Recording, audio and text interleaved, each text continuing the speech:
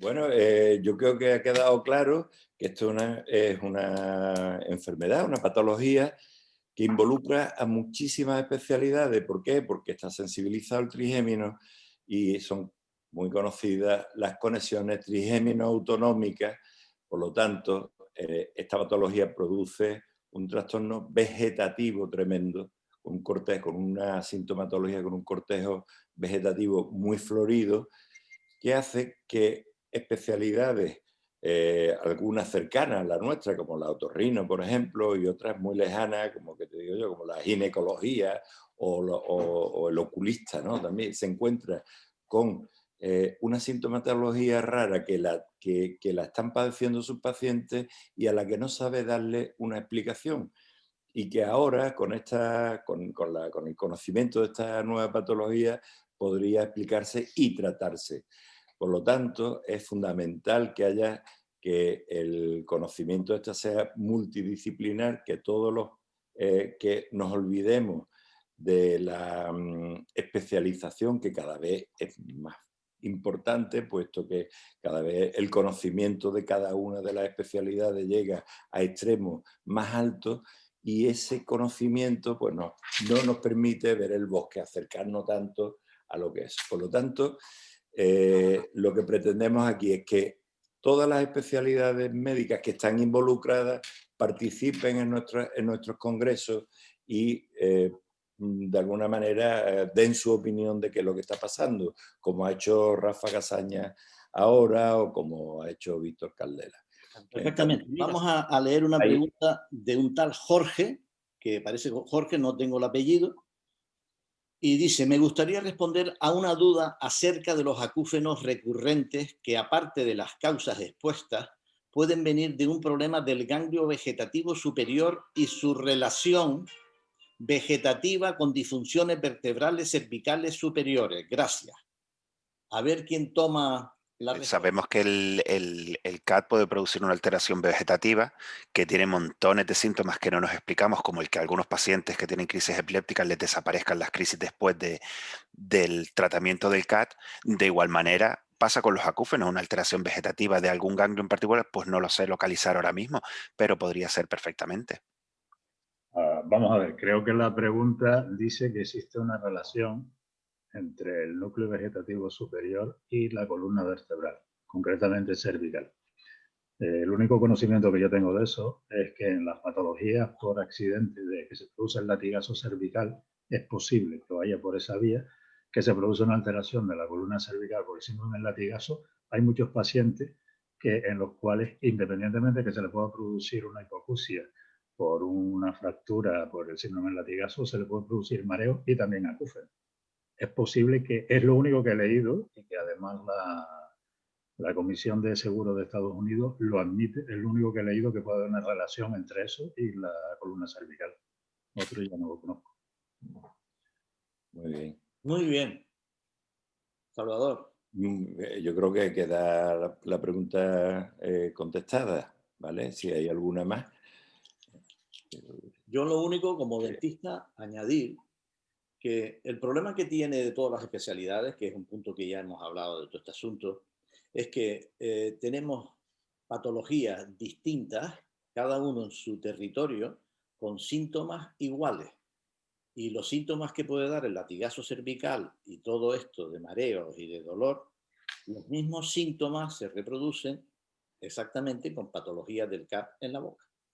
Y ahí está la confusión. Yo estoy haciendo un trabajo, intentando hacer un trabajo con el neurocirujano, con Fito, que es especialista en columna, para separar, intentar hacer un diagnóstico diferencial de las patologías que generan estos síntomas a nivel de la columna y ver de qué manera podemos completar los tratamientos de los pacientes, porque en muchos pacientes coincide que tienen una cefalea producida por el CAT y otra cefalea producida cervicogénica, producida por la columna cervical. Entonces el paciente no se va a curar hasta que no se lo traten en los dos campos, en las dos especialidades. Y entonces nuestro tratamiento o el del neurocirujano falla. No. Si hace uno de los dos solos, el paciente no se cura y entiende que es un fracaso el tratamiento que le han hecho. Esa es una de las dificultades de cada uno estar trabajando en su cueva, y no tener una relación interprofesional. Lo ideal sería a un paciente sentado al lado de un psiquiatra, un oculista, un otorrino y un especialista en espalda y un dentista. Entonces hacer una misma historia clínica para que el paciente se vaya bien atendido. Digo yo, si no así, por lo menos en una puerta vecina a la otra. Yo no sé si ustedes están de acuerdo en eso. Claro, efectivamente eso es, lo que pasa que eso es una utopía, ojalá pudiera ser, pero sí se podría llegar a conseguir que nos quitáramos esas orejeras que tenemos cuando vemos a un paciente que no queremos ver nada más que los dentistas dientes, los otorrinos ponen unos límites, como en África los países, que es imposible poner una línea para hacer un país de otro, porque esto está tan imbricado que es imposible separar las especialidades, pero una vez que saltemos esa barrera, que los especialistas se sientan menos especialistas y vean que hay que estudiar al organismo de una forma más global, entonces yo creo que desaparecerá esa barrera y que cada uno estudiará un poquito del de al lado. Muy bien. Mira, ¿quién explicó el pílogo? ¿Germán y quién más?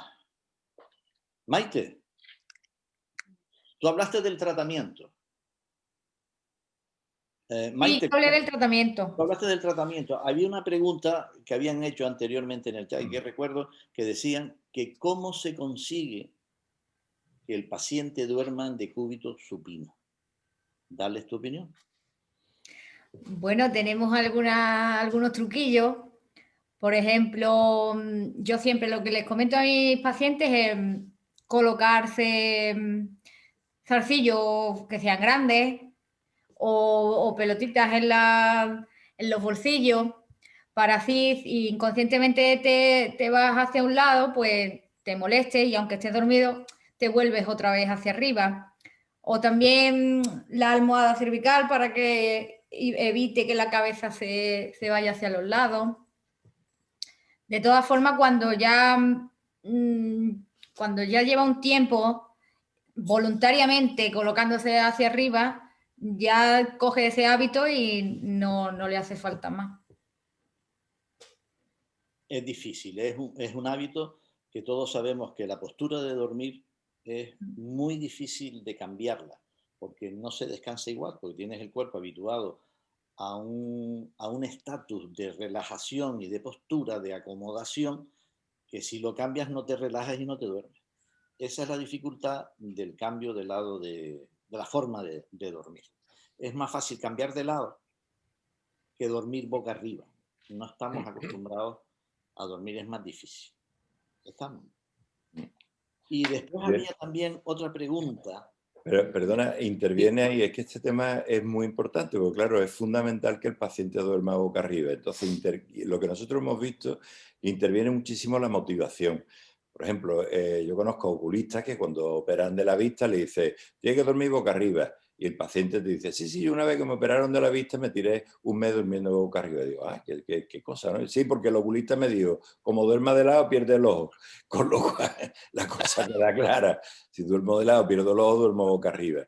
No es lo mismo convencer a un paciente que tiene migrañas diarias de 7 u 8, o sea, que tiene su vida destrozada, y si le dice, y que además ven inmediatamente la relación entre dormir boca arriba y mejorían sus migrañas, que a uno que le duele de vez en cuando las migrañas o que tiene mareo, y entonces te cuesta más trabajo porque tienes menos motivación o la motivación es menos directa con la causa.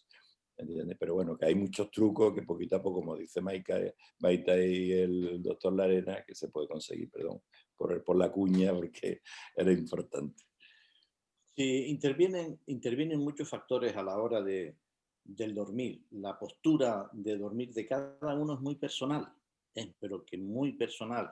El otro día tuvimos en la consulta un paciente que tuvo ella que resolverse la altura de la segunda almohada para no aparecer con síntomas por la mañana.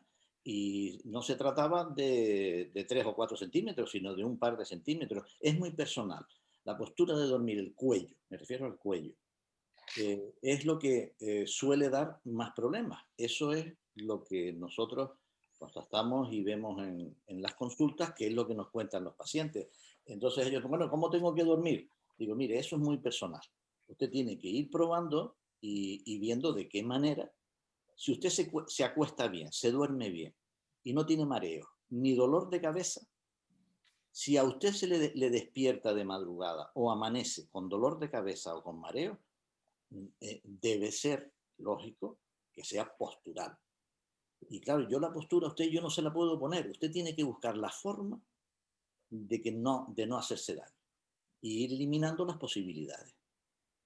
Por lo menos nosotros lo vemos así en las historias clínicas y con los pacientes. Y como dices tú, Salvador, el paciente, eso es otra cosa que yo repito siempre con bastante frecuencia. A nosotros no nos viene aquel que le duele un poquito el cuello o aquel que le duele un poquito la cabeza, no. A nosotros nos vienen los que no pueden vivir con los síntomas que tienen y se agarran entonces a esto para ponerse bien. ¿Estamos? Entonces son personas que normalmente y voluntariamente cooperan por la parte que les trae el beneficio de ponerse bien. Si tú a ese señor le dices, mire, usted deje de dormir tendido en la cama y acuéstese a dormir sentado en el sillón, dígame lo que quiera, pero yo tengo que salir de esto. Normalmente lo hace. Normalmente suele ser así. ¿De acuerdo? Y que es difícil, la postura, repito, y ya no lo digo más, es difícil. La postura de dormir es muy personal. ¿De acuerdo? Aquí habla Jorge, que yo no sé cómo se llama. Y por otra parte, volviendo al principio, que he observado que al bloquear el NOM, nervio occipital mayor, con alivio o desaparición de acúfeno. ¿Quién le contesta? ¿Rafa? ¿Benítez? Bueno, hay muchas cosas que todavía no sabemos. Porque los pacientes que están con mareo y con CAT les ponemos un algodoncito con anestesia en la zona de CAT y les mejora inmediatamente, no inmediatamente, pero rapidísimamente el mareo y no tiene efecto contra los acúfenos? A ver, No puedo responder. Perdona, ¿tú puedes repetir lo que pregunta o lo que dice?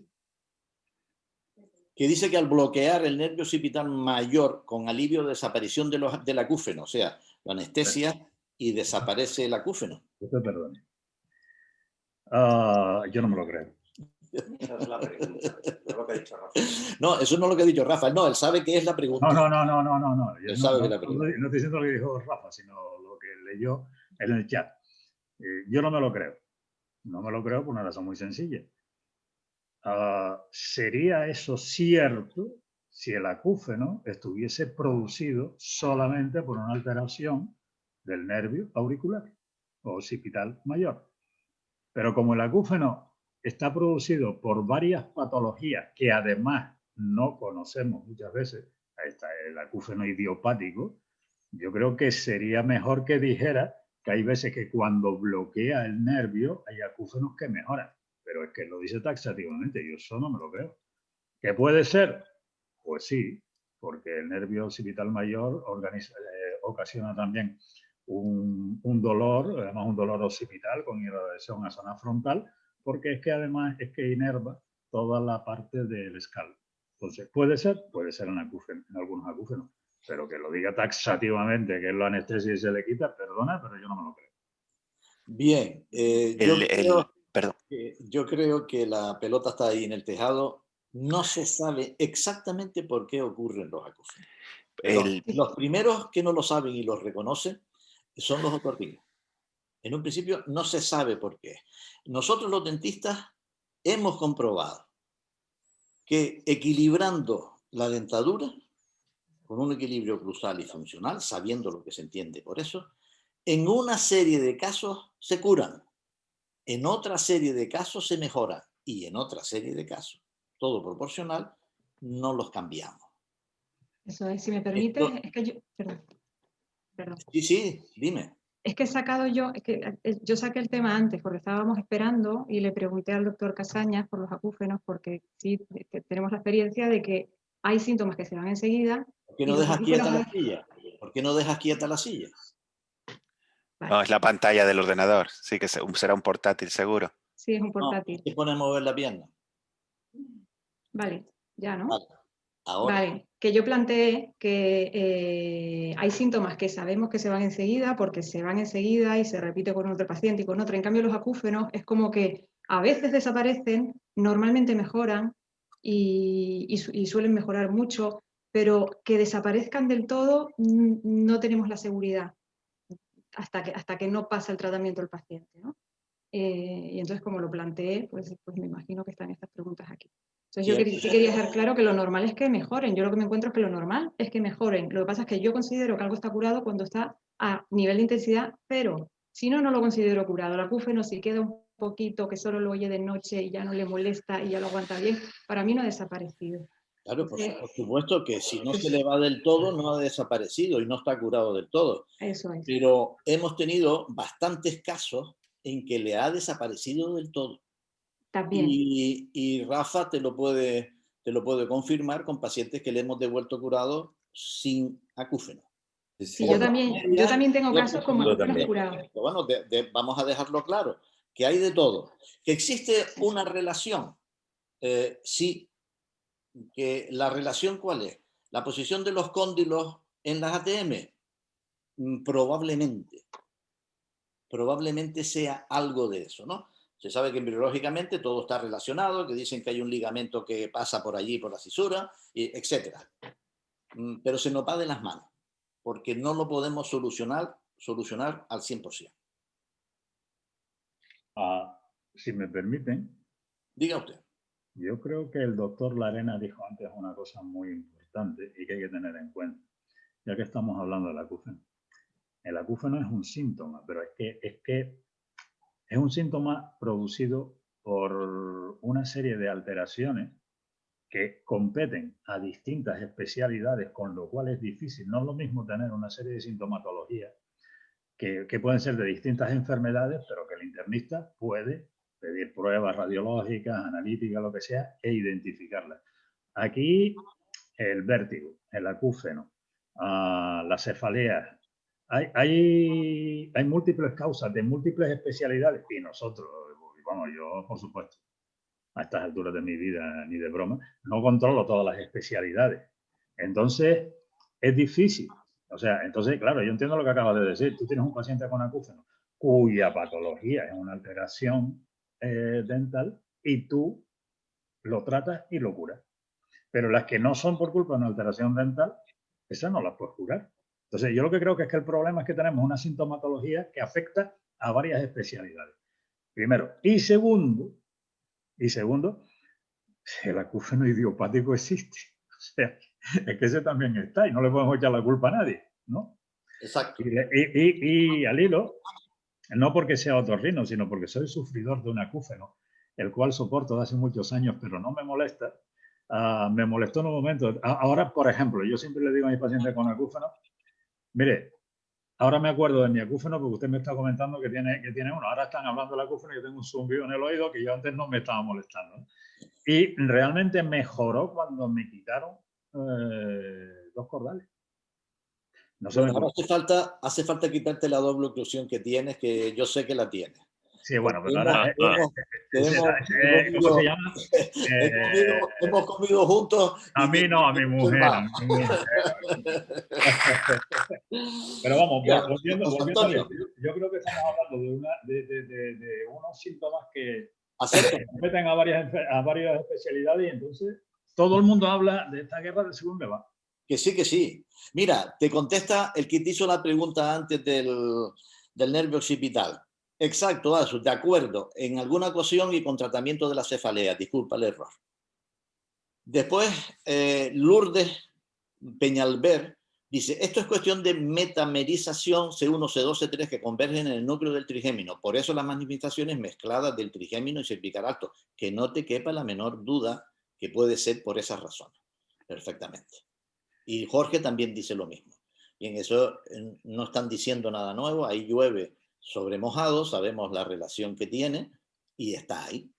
El problema está en que los dentistas solos no tenemos la solución, los otorrinos solos no tienen la solución, los cirujanos de la columna no tienen la solución y esto es lo de siempre. El que sufre es el paciente porque no le terminamos de quitar las diferentes causas que pueda tener un síntoma. Es otra vez lo mismo.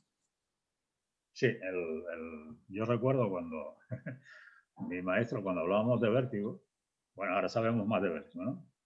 Rafa Casaña también tiene que saber, ahora hace un montón de años, de los vértigos se conocían 3 cosas, ¿no?